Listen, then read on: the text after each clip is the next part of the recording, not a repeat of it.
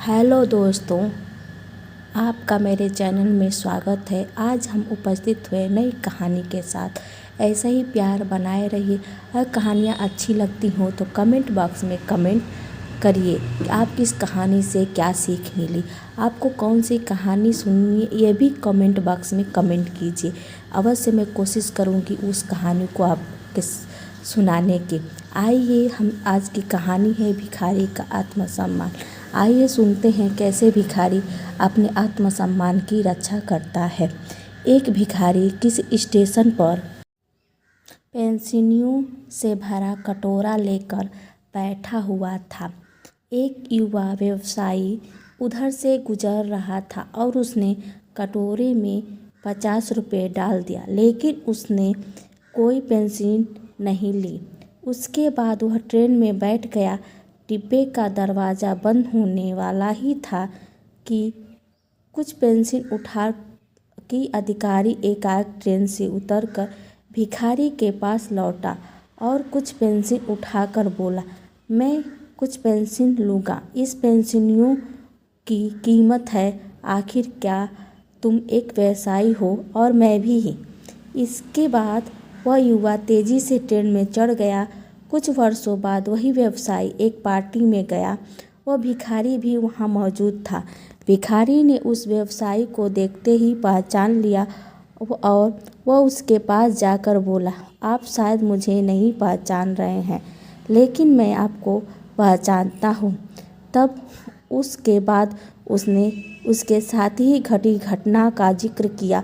व्यवसायी ने कहा, तुम्हें अरे याद दिलाने पर मुझे याद आ रहा है कि तुम भीख मांग रहे थे, लेकिन तुम यहाँ सूट और टाई में क्या कर रहे हो। भिखारी ने जवाब दिया, आपको शायद मालूम नहीं है आपने मेरे लिए उस दिन क्या किया। मुझे पर दया करने के बजाय मेरे साथ सम्मान के साथ पेश आए। आपने कटोरे से पेंसिल उठाकर कहा, इनकी कीमत है। आखिरकार तुम भी एक व्यापारी हो और मैं भी। आपके जाने के बाद मैंने बहुत सोचा और मैं यहाँ क्या कर रहा हूँ, मैं भी क्यों मांग रहा हूँ।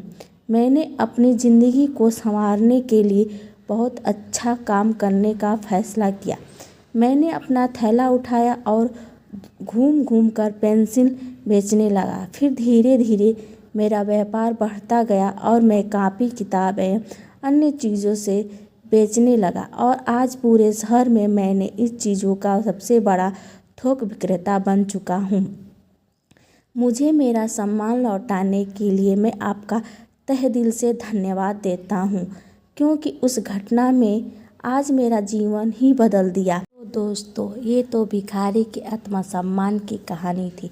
भिखारी कैसे अपने आत्मसम्मान को बचा लिया। याद रखें कि आत्मसम्मान की वजह से ही हमारे अंदर प्रेरणा पैदा होती है। यहाँ कहें तो हम आत्मप्रेरित होते हैं। इसलिए आवश्यक है कि हम अपने बारे में एक श्रेष्ठ राय बनाएं और आत्मसम्मान से पूर्ण जीवन जिएं, क्योंकि आत्मसम्मान से बढ़कर कुछ नहीं है हमारे जीवन। दोस्तों, अगर आपको यह कहानी प्रेरणादायक लगी हो, अच्छी लगी हो, कुछ सीख मिली हो इस कहानी से, कमेंट बॉक्स में कमेंट करिएगा और अपनी राय दीजिएगा।